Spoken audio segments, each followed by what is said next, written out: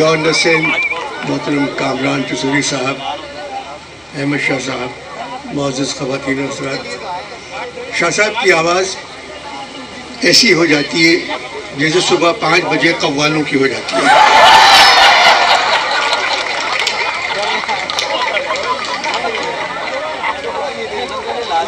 इससे पहले कि मैं कुछ कहूँ आप लोगों से, एक वजाहत करना चाहता हूँ।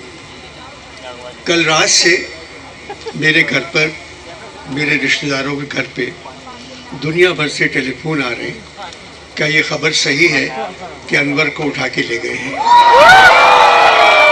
ये सोशल मीडिया भरा हुआ है इस खबर से। मैंने नेवी वालों के लिए कुछ कहा था, तो मैं ये कहना चाहता हूँ कि मैं 60 साल से लिख रहा हूँ, किताबें पढ़ रहा हूँ। मैं शहीदों के साथ मजाक नहीं कर सकता। शहीदों की वजह से मैं जिंदा हूँ इस सरजमीन में। उन्होंने मेरे लिए जाने दिए और मैं लिख रहा हूँ, तो मैं ऐसा सोच भी नहीं सकता कि मैं उनका मजाक उड़ाऊँ या उनके बारे में कुछ कहूँ। जिंदों के बारे में कह देता हूँ, आइंदा नहीं कहूँगा, क्योंकि मेरे सब दोस्त हैं। मैं दोस्तों के साथ, जो आम लोगों के साथ मैं मजाक करता हूँ, वही उनके साथ भी कर लेता हूँ, मगर अगर नहीं करूँगा। और ये कि शहीद के बारे में तो मैं सोच नहीं सकता, उनकी वजह से ये मुल्क है। और नेवी में गाजी की सबमरीन जो थी, उससे मेरी चचाजाद बहन का मियाँ 2nd नंबर पे था, दूसरे नंबर पे, लेफ्टिनेंट कमांडर शमशाद अहमद, वो भी नहीं आया। मंसूर उल हक नेवी के सरबराह 50 साल से मेरे दोस्त नहीं रहे। एडमिरल एहसन, उनके साथ में ब्रिज खेलता था, 20 बरस मैंने ब्रिज खेला उनके साथ। मैं कभी नेवी के बारे में सोच नहीं सकता। अगर दुख पहुंचाए तो मैं उनसे माफ़ी मांगता हूँ सबसे।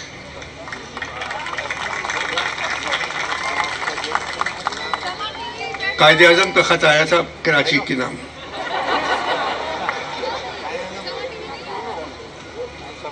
मेरे कराची, तुझे याद है सबसे पहले मैंने कहा था कराची पाकिस्तान का कैपिटल होगा। इस वजह से नहीं कि मैं यहाँ पैदा हुआ था, मेरा तो मज़ार भी यहीं है।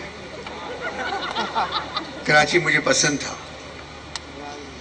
मुझे अंदाज़ा था इस शहर में बसने वाले लोगों के ख़यालात और एहसासात में इस दर्जा हम आहंगी होगी जिसका फ़ायदा पाकिस्तान को पहुँचेगा।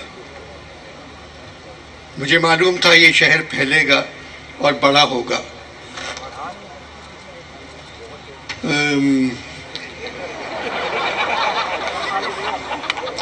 इतना शौक है एक आदमी को माइक पे आने का।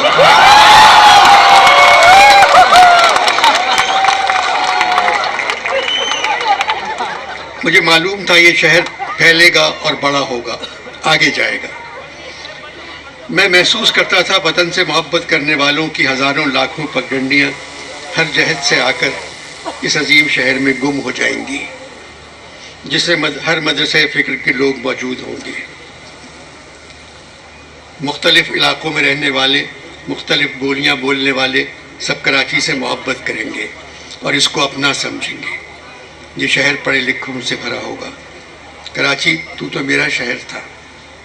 खारादर में मेरा घर है, गुरु मंदिर के करीब मेरा मज़ार। मेरे मज़ार की जगह यहाँ एक बस्ती थी।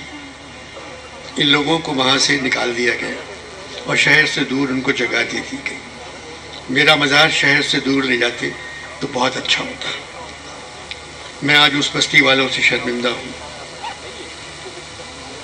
मेरे मज़ार पे अबुल कलाम आज़ाद आए थे, तो जंग अखबार में रईस अमरोही ने लिखा था, कायदे आज़म का मज़ार अबुल कलाम आज़ाद।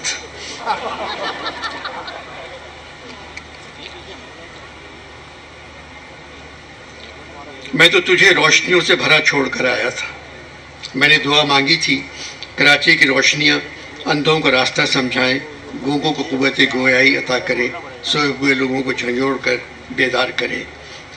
कायद बनने के 1 साल बाद मेरे पास नहीं रहा। सेहत अच्छी नहीं थी और मेरे साथ सलूक भी अच्छा नहीं हुआ। وہی سلوک میرے بعد کراچی تیرے ساتھ کیا گیا. صاف شفاف کراچی، بہت سی سڑکیں رات کے وقت دھوئی جاتی تھیں. فوج بیرکوں میں اور سرکاری افسر کوارٹروں میں یا چھوٹے چھوٹے گھروں میں رہتے تھے. بات آئی لینڈ، کوئنس روڈ، ملیر، برک روڈ.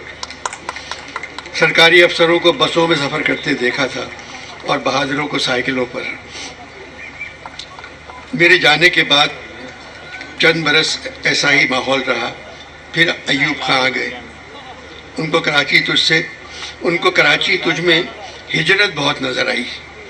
الطاف گوہر نے ایوب خان سے کہا، سر ہجرت بڑھتی جائے گی، ان لوگوں کو صرف آبادی بڑھانے کا شوق ہے، نیا دارالخلافہ بناتے ہیں. محمد علی ٹراموے، محمد علی بس سروس، ان سے میرا کوئی تعلق نہیں تھا. کون کون نظر نہیں آتا تھا ان میں بیٹھا ہوا، شاعر، مصور، ادیب، صحافی، تنقید نگار، علماء دین، گلوکار، پڑھنے والے، پڑھانے والے، مزدور، فقیر.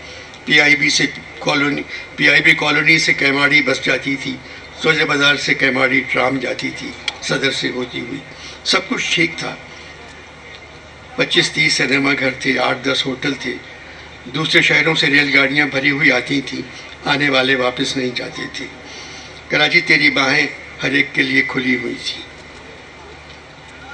کراچی تو اس ملک کی ماں ہے، یہ دن کہا تھا ابھی. ہر ایک کو گود لے لیا. مجھے اندازہ نہیں تھا ایوب خان اتنی جلدی آ جائیں گے. الطاف گوہر سول سرونٹ تھے، تعلق پنجاب سے تھا، بہت ذہین پڑھے لکھے تھے. وہی ایوب خان کو ہر بات بتاتے تھے کہ سر یہ کریں یہ نہ کریں. ایک دن الطاف گوہر نے ایوب خان سے کہا، سر کیپٹل کراچی سے پنجاب کی طرف لے جائیں، یہ شہر تو ہجرت کرنے والوں سے بھرا ہوا ہے، پنجابی بولنے کو زبان ترس گئی ہے، اور نئے شہر کا نام رکھیں اسلام آباد. ایوب خان مان گئے.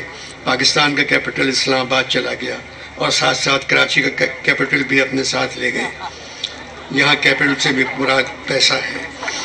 جو لوگ اسلام آباد نہیں گئے ان میں جوش صادقین، محمد حسن عسکری، شاکر علی، جمیل الدین علی، اعزاز عزیز حامد مدنی، رئیس امروہوی، جون ایلیا، سید محمد جعفری، ابن انشا، دلاور فگار، بشیر مرزا، احمد پرویز، شاہد سجاد، جمیل نقش، زہرا نگاہ، فہمیدہ ریاض، پروین شاکر، فاطمہ سریہ بجیا، احمد علی ڈان کے ایڈیٹر، خلیل الرحمان جنگ کے ایڈیٹر، نصر اللہ خان، ابراہیم جلیل، سلیم احمد، مجید لاہوری، علی امام، رضا جعفری اور سلیم الزما صدیقی، اور ہزاروں بڑے نام ہیں. ان سب کے لیے کراچی سب کچھ تھا. جب سیاسی جماعتیں بننا شروع ہو گئیں کراچی پھر تو بگڑنا شروع ہو گیا. قومی پرچم کی جگہ تیری شاہراہوں پر سیاسی جماعتوں کے پرچم نظر آنے لگے. بڑی بڑی عمارتیں اور بڑے بڑے مکانات بننے لگے. شہر مختلف حصوں میں بٹ گیا، بلکہ مختلف شہروں میں بٹ گیا. سندھی، پٹھان، پنجابی، بلوچی اور مہاجر سب الگ ہو گئے.